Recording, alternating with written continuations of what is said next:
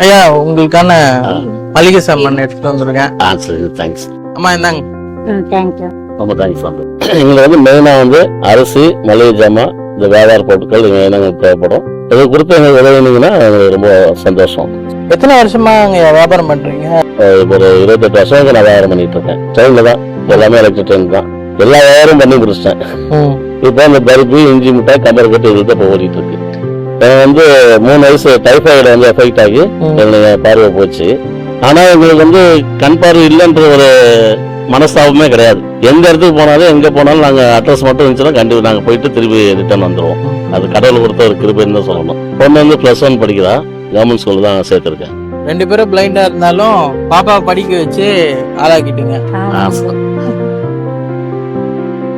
எங்களுக்கு தான் ரொம்ப, நாங்க தான் உங்களுக்கு ரொம்ப தேங்க்ஸ் சொல்லணும். சரிங்கம்மா, பாத்துக்கோங்க.